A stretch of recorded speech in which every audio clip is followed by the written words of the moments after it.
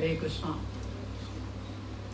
ഈ ശ്ലോകത്തിൽ ശ്രീല പ്രഭുപാദർ ഇത്രയ്ക്കും ദീർഘമായിട്ടും വളരെ സരളമായ രീതിയിലും നമുക്കൊരു മനുഷ്യജന്മം കിട്ടിക്കഴിഞ്ഞാൽ നമ്മളുടെ ആത്യന്തികമായ ലക്ഷ്യം എന്തായിരിക്കണമെന്നും അതിനുവേണ്ടി നമ്മൾ എന്താണ് ചെയ്യേണ്ടതെന്നും വളരെ കൃത്യമായും സരളമായും നമുക്ക് പറഞ്ഞു തന്നിരിക്കും. ഇതിലപ്പുറം എന്തു പറയാൻ, അദ്ദേഹം പറഞ്ഞിരിക്കുന്നതിനപ്പുറം നമുക്ക് എന്തു പറയാം? ജസ്റ്റ് ഇതൊന്ന് വായിച്ച് മനസ്സിലാക്കുക എന്നുള്ളത് മാത്രം മതി. അത്രയ്ക്കും സൂക്ഷ്മമായും എല്ലാ പോയിന്റുകളും വ്യക്തമായി അദ്ദേഹം ഇതിനകത്ത് പ്രതിപാദിച്ചിരിക്കും.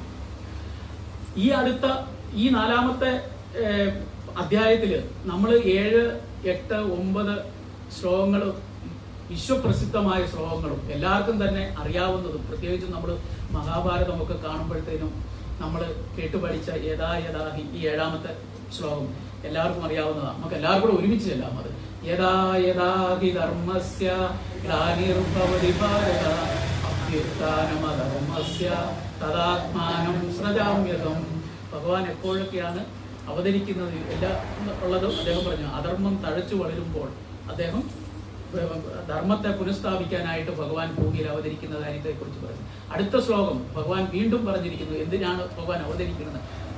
വളരെ പ്രസിദ്ധമായ ശ്ലോകം. പരിത്രാണായ സാധൂനാം വിനാശായ ബഹുശ്രുതാം ധർമ്മ സംസ്ഥാപനാർത്ഥായ സംഭവാമി യുഗേ യുഗേ. ഭഗവാൻ എന്തിനാണ് ഈ ഭൂമിയിൽ അവതരിക്കുന്നത്? പറയൂ. അധർമ്മത്തെ ഇല്ലാതാക്കാനും അതോടൊപ്പം തന്നെ സാധുക്കളെ സംരക്ഷിക്കണം. സാധുക്കളെ സംരക്ഷിക്കുകയും ചെയ്യണം. ഭക്തരായിട്ടുള്ള ആളുകളെ സംരക്ഷിക്കുകയും വേണം. അധർമ്മത്തെ ഇല്ലാതാക്കുകയും ചെയ്യണം. പിന്നെ എന്ത് ചെയ്യണം? ധർമ്മത്തെ പുനഃസ്ഥാപിക്കുകയും. ഈ 3 കാര്യങ്ങൾക്ക് വേണ്ടിയിട്ടാണ് ഭഗവാൻ.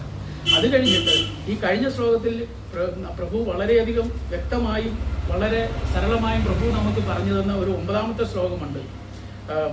9ാമത്തെ ശ്ലോകം. ജന്മ കർമ്മ ച മേ ദിവ്യം ഏവം യോ വേത്തി തത്വതഃ ത്വക്ത്വാദേഹം പുനർജന്മ നൈതി മാമേതി സോ അർജുന. ഭഗവാനെ മനസ്സിലാക്കുകയാണെങ്കിൽ നമുക്ക് എന്താണ് ഭഗവാന്റെ ധാമത്തിൽ എത്തിച്ചേരാൻ സാധിക്കുമെന്നുള്ളത് പ്രഭു കഴിഞ്ഞ ആഴ്ച നമ്മൾ പഠിക്കും. ആ ശ്ലോകം. ഈ ശ്ലോകത്തിൽ ഇനി ഭഗവാനെ നമ്മൾ എങ്ങനെ മനസ്സിലാക്കാം എന്നുള്ളതിനെ കുറിച്ചാണ് ഈ അധ്യായത്തിൽ ഭഗവാൻ നമുക്ക് പറഞ്ഞു തരുന്നത്. അപ്പൊ ഇതിനകത്ത് പറഞ്ഞ് വീതരാഗ ഭയക്രോധ. നമ്മൾക്ക് ഈ 3 ദോഷങ്ങളെയും അകറ്റേണ്ടതായിട്ടുണ്ട്. വീതരാഗ ഭയക്രോധ. രാഗം എന്ന് പറയുന്നത് നമ്മുടെ അറ്റാച്ച്മെന്റ് ആണ്. നമ്മളുടെ ആ ഭൗതികതയോടുള്ള അറ്റാച്ച്മെന്റ്, കൂടുതൽ ഭൗതിക വാഞ്ച. അങ്ങനെ ഈ സമൂഹത്തില് അല്ലെ മനുഷ്യർക്ക് പ്രത്യേകിച്ചും കലിയുഗത്തില് കൂടുതലും ഭൗതികതയോട് കൂടുതൽ താല്പര്യം കൂടുക. ആ താല്പര്യത്തിനനുസരിച്ച് നമ്മുടെ സമൂഹം ഭൗതികമായി ഡെവലപ്പ് ആകുന്നുണ്ട്, ഇല്ലെന്നല്ല. പക്ഷെ ഈ അങ്ങനെ വരുമ്പോൾ ഭൗതികമായ നമ്മുടെ ഡെവലപ്മെന്റിനോട് കൂടി വരുമ്പോൾ തോറും നമ്മൾ അതിനോട് കൂടുതൽ ആഴ്ന്നിറങ്ങുകയാണ് ചെയ്യുന്നത്. അപ്പോ ഈ കലിയുഗത്തിൽ പണ്ടൊക്കെ നമ്മുടെ ചെറുപ്പത്തിൽ പോലും പലരുടെയും ചെറുപ്പത്തിൽ ഇതിനകത്ത് ഒരുമാതിരി പ്രായമുള്ള ചിലപ്പം കൃഷ്ണന്മാരൊക്കെ അല്ലെ രാഹുലൊക്കെ ആയിരിക്കും കാണാത്ത. ഒരുപക്ഷെ നമ്മൾ സമൂഹത്തില് പിടിവണ്ടിയും കാളവണ്ടിയും ടാറിടാത്ത റോഡുകളും ഒക്കെ കണ്ടിട്ടുള്ളതാണ് നമ്മൾ. അന്ന് വളരെ ഇത്രയൊന്നും സൗകര്യങ്ങളൊന്നും നമുക്കില്ല. ഇന്നിപ്പോ എല്ലാവർക്കും വീടുകളിൽ 1 വണ്ടി, 2 വണ്ടി, 3 വണ്ടിയൊക്കെ ഉള്ള കാലഘട്ടം ഉണ്ട്. പക്ഷെ നമ്മുടെ ആ ചെറുപ്പത്തിൽ നമ്മൾ അന്ന് ഒരുപക്ഷെ ഇല്ലായ്മകളൊക്കെ ഉണ്ടായിരുന്നിരിക്കും. ആ ഇല്ലായ്മകളിൽ നമ്മൾ അനുഭവിച്ചിരുന്ന ആ സുഖം നമുക്ക് ഇന്ന് കിട്ടുന്നുണ്ടോ? നമുക്ക് എല്ലാവർക്കും തന്നെ ജീവിക്കാനൊക്കെ എല്ലാവർക്കും തന്നെ ഒരു ബുദ്ധിമുട്ടില്ലാത്തവരായി നമ്മൾ വന്നിരിക്കുന്നു. പക്ഷെ നമുക്ക് എവിടെയോ ആ പണ്ടത്തെ അത്രയും ആ ഒരു മാനസികമായിട്ടുള്ള സന്തോഷം നമുക്കില്ല. എവിടെ നഷ്ടപ്പെട്ടു പോയി നമുക്കിത്? നമുക്കിതെങ്ങനെ പുനഃസ്ഥാപിക്കാൻ പറ്റും? നമുക്ക് ഈ ആഗ്രഹങ്ങൾ അതായത് നമ്മളുടെ ഈ അറ്റാച്ച്മെന്റിനെ കുറച്ചു കഴിഞ്ഞാൽ ഭഗവാൻ ഈ ഭഗവത്ഗീതയിൽ നമുക്ക് പറഞ്ഞിരിക്കുകയാണ്, ഈ അറ്റാച്ച്മെന്റുകളോട് നമ്മൾ കൂടി പോകും തോറും നമ്മൾ ഭഗവാനിൽ നിന്ന് അകലുകയാണ് ചെയ്യുന്നത്. അങ്ങനെയുള്ളവരുടെ കാര്യമാണ് ഭഗവാൻ ഇതിനകത്ത് പറയുന്നത്. അവർക്ക് ഭഗവാൻ ഉണ്ടെന്ന് തന്നെ ഒരു ബോധ്യമില്ല. നമ്മൾ ഭാഗ്യത്തിന് ഭഗവാൻ ഇതിനകത്ത് ഇപ്പം ശ്രീല പ്രഭുപാദർ പറഞ്ഞിരിക്കുന്നത് പോലെ ആദ്യം നമുക്ക് ശ്രദ്ധയാണ് വേണ്ടത്. ഇതിനകത്ത് പറഞ്ഞു ശ്രദ്ധ എന്ന് പറഞ്ഞാൽ ഭഗവാനെ കുറിച്ച് ഒരു വിശ്വാസം ഉള്ളത് കൊണ്ട് നമ്മൾ ഇവിടെ വന്നിരിക്കുന്നു. പലർക്കും ഭഗവാൻ ഉണ്ടെന്ന് തന്നെ ഒരു ധാരണയില്ല. ഭഗവാൻ ഒരു വ്യക്തി രൂപമുണ്ടെന്ന് പലർക്കും ധാരണയില്ല. എല്ലാം ചെയ്യാൻ കഴിവുണ്ടെന്ന് അവർ പറയുന്നു. എല്ലാം ഭഗവാനെ കൊണ്ട് സാധ്യമാകുമെന്ന് പറയുന്ന അവർക്ക് പിന്നെ എന്തുകൊണ്ട് ഭഗവാൻ ഒരു രൂപമെടുക്കാൻ പറ്റുകയില്ല എന്നുള്ള ധാരണ എന്തിനും അവർക്ക് സാധിക്കണം? ഭഗവാൻ കൃഷ്ണനായിട്ട് ഈ ഭൂമിയിൽ വന്ന് അവതരിച്ച് ലീലകളാടിപ്പോയ ഭഗവാൻ രൂപമെടുത്തിട്ടല്ല തന്നെ വന്നത്. പക്ഷെ അവിടെ ഒരു വ്യത്യാസമുള്ളത്, ഭഗവാന് നമ്മളേതുപോലെ ഭൗതിക രൂപമില്ല എന്നുള്ളതാണ്. ഭൗതിക രൂപം നമ്മുടെ ഈ മജ്ജയും മാംസവും ഇതെല്ലാം കൂടെ ചേർന്ന് ഈ ഭൗതിക രൂപം ഭഗവാനില്ല. ഭഗവാനുള്ളത് ആധ്യാത്മിക രൂപമാണ്. അതുകൊണ്ട് പലരും പറയുന്നത് പക്ഷെ ഭഗവാന് രൂപമില്ല എന്ന് പറയുന്നത്. അവര് പറയുന്നത് എല്ലാം ഒരു ശക്തിയാണ്. ഈ ശക്തിക്ക് ഒരു ശക്തിമാൻ വേണ്ടേ? ഈ ശക്തി എവിടുന്ന് വരുന്നു? ശക്തി അങ്ങനെ ചുമ്മാ ഉണ്ടാവുമോ? ശക്തിയുടെ ഒരു സോഴ്സ് ഉണ്ടാവട്ടെ, ഒരു ഉറവിടം ഉണ്ടാകണ്ടേ. ആ ഉറവിടമാണ് ഭഗവാൻ. ഭഗവാൻ തന്നെ ഭഗവത്ഗീതയില് 10ാമത്തെ അധ്യായത്തില് 8ാമത്തെ ശ്ലോകമാണെന്ന് തോന്നുന്നു. അഹം സർവസ്വ പ്രഭോ മത്താ സർവം പ്രവർത്തതേ ഇതി മത്വാ ഭജന്തേ മാം ഉദാഭാവ സമന്വിത. ഭഗവാൻ പറഞ്ഞിട്ടുണ്ട് എല്ലാം എന്നിൽ നിന്നാണ് ജനിക്കുന്നത്. അപ്പം പലർക്ക് പക്ഷേ ഈ നമ്മൾ ആധ്യാത്മികമായ പരിപക്വമാകാത്തവരുടെ ഒരു ചിന്താധാരയാണ് ഭഗവാന് രൂപമില്ല എന്നുള്ളത്. പക്ഷെ നമുക്കറിയാം ഭഗവാന് രൂപം എടുത്തും വരാം. ഭഗവാന്റെ ഓംനി പ്രസന്റ് രൂപം, ഭഗവാന്റെ ഈ പ്രപഞ്ചത്തിൽ നിറഞ്ഞു നിൽക്കുന്ന ഭഗവാന്റെ രൂപമാണ് ബ്രഹ്മം. ഭഗവാനൊരു രൂപവും എടുക്കാൻ പറ്റും, ഭഗവാന് രൂപമില്ലാതെ ആകാനും പറ്റും. പക്ഷെ പലർക്കും ഈ രൂപം എടുക്കുന്നതിനെ കുറിച്ച് അവർക്ക് ധാരണയില്ല, അല്ലെങ്കിൽ ഭഗവാന് രൂപമില്ല എന്ന് പറയും. അങ്ങനെയുള്ള ആളുകളുടെ ഒരു ലക്ഷ്യം, ജീവിതത്തിന്റെ പരമമായ ലക്ഷ്യം അവർക്ക് ഭഗവാനിൽ ലയിക്കുക എന്നുള്ളതാണ്. ഭഗവാനിൽ ലയിക്കുക എന്ന് പറയുന്നത് സാധ്യമാണ്. ഭഗവാന്റെ ബ്രഹ്മജ്യോതിയിൽ ലയിക്കാൻ പറ്റും. അങ്ങനെ ഭഗവാന് വ്യക്തമായ അല്ലെങ്കിൽ ഭഗവാന്റെ വ്യക്തിരൂപം ഇല്ല എന്ന് പറയുന്ന ആളുകളുടെ ജീവിതത്തിന്റെ പരമമായ ലക്ഷ്യം ഈ ബ്രഹ്മജ്യോതിയിൽ പോയി ലയിക്കുക എന്നുള്ളതാണ്. അത് ശരിക്കും ഒരു ആധ്യാത്മികമായ ഒരു സൂയിസൈഡാണ്. എന്ന് പറഞ്ഞാൽ ശരിക്കും ഭഗവാൻ ഭഗവത്ഗീതയിൽ പറയുന്നുണ്ട്, അർജുന, ഞാനും നീയും വളരെ കാലങ്ങൾക്ക് മുമ്പേ ഉണ്ടായിരുന്നു, നമ്മൾ ഇനിയും ഉണ്ടാവും. അതായത് നമ്മളിൽ ഓരോരുത്തരിലും കുടികൊള്ളുന്ന ഭഗവാന്റെ അംശമായ നമ്മളുടെ ജീവാത്മാവ് എന്ന് പറയുന്ന നമ്മുടെ ആത്മാവ് ഭഗവാന്റെ അംശമാണ്. മമൈവാംശോ ജീവലോകേ ജീവഭൂത സനാതന എന്നുള്ള 15ാം അധ്യായത്തിൽ ഒരു ശ്ലോകത്തിൽ ഭഗവാൻ പറയുന്നുണ്ട്. നമ്മളിൽ എല്ലാവരിലും കുടികൊള്ളുന്നത് ഭഗവാന്റെ അംശമാണ്. അതുകൊണ്ട് നമ്മൾ അതിനകത്ത് ഈവൻ എല്ലാ ജീവാത്മാക്കളും, മനുഷ്യര് മാത്രമല്ല, നമ്മൾ എന്തുകൊണ്ടാണ് നമ്മളുടെ ഹൈന്ദവ സനാതന ധർമ്മത്തിൽ നമ്മൾ മൃഗങ്ങളെയും വൃക്ഷലതാദികളെ പോലും നമ്മൾ വളരെയധികം ആദരവോടെയാണ് കാണുന്നത്. അവർ ഈ ജന്മത്തിൽ അവർക്കൊരു വൃക്ഷമാകാനേ പറ്റിയിട്ടുള്ളൂ, അല്ലെ ഈ ജന്മത്തിൽ ഒരു പൂച്ചയായിട്ടായിരിക്കും, അല്ലെ പട്ടിയായിട്ടായിരിക്കും.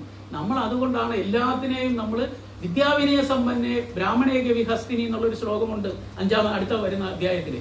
അപ്പൊ അതിനകത്ത് പറയുന്നത് നമ്മളുടെ ഈ ഭഗവാന്റെ ജ്ഞാനം കിട്ടിയ മനുഷ്യര് എല്ലാവരെയും സമഭാവനയോട് കൂടിയാണ് കാണുന്നത്.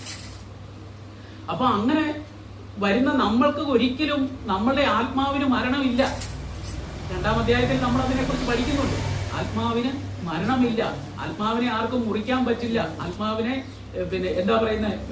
നശിപ്പിക്കാൻ പറ്റില്ല. അപ്പൊ ആത്മാവിന് നിലനിൽപ്പുണ്ട്. ഈ നിലനിൽപ്പ് ആഗ്രഹിക്കാത്ത ആളുകൾക്ക് ഭയമുണ്ട്. ആ ഭയത്തെ കുറിച്ചാണ് ഇതിനകത്ത് പറയുന്നത്. രാഗം, ഭയക്രോധ. ഈ ഭയം എന്താണെന്ന് ചോദിച്ചാൽ അവർക്ക് ഒരു ഭയം ഉണ്ടാകുന്നത് വീണ്ടും ഒരു ജന്മം എടുക്കേണ്ടി വരുമോ. അങ്ങനെ ഇപ്പൊ നമ്മൾ അനുഭവിക്കുന്ന ജന്മം നമ്മൾ ഒരുപാട് സഫർ ചെയ്യുന്നുണ്ട്. കാരണം സഫർ ചെയ്യാതിരിക്കാൻ പറ്റില്ല. കാരണം ഇത് ഭൗതിക ലോകമാണ്. ഈ ഭൗതിക